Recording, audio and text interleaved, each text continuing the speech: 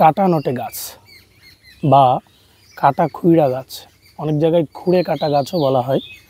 তো যাই হোক, এই গাছটা নিয়ে ভিডিও করার উদ্দেশ্য হলো আমার শিক্ষার্থীরা, আমার ছাত্রছাত্রীরা, ওদেরকে আমি যখন সালোক সংশ্লেষণ অধ্যায়টা পড়াচ্ছিলাম, টপিক্সটা পড়াচ্ছিলাম, তখন দেখা গেল যে এক প্রজাতির উদ্ভিদ ছিল, একদলীয় উদ্ভিদ, যাদেরকে নামকরণ করা হয় C4 উদ্ভিদ সালোক সংশ্লেষণের ভিত্তিতে।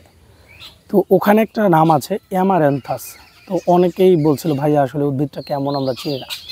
তো গ্রামে যারা থাকে তারা হরহামেশাই এই বিরুৎ জাতীয় উদ্ভিদটা সব জায়গায় দেখতে পায়। ঝোপঝাড়ের নিচে, বাড়ির আশেপাশে, রাস্তার আশেপাশে জন্মে থাকে। এবং এটা হচ্ছে সেই কাটা খুইরা গাছ বা খুঁড়ে কাটা গাছ, এবং এটার নাম, বৈজ্ঞানিক নাম হচ্ছে অ্যামারান্থাস স্পাইনোসাস। এটা সাধারণত গ্রামের দিকে এটা শাক হিসেবে ব্যবহৃত হয়, মানুষ শাক হিসাবে খেয়ে থাকে। অনেক প্রিয় একটা শাক এটা।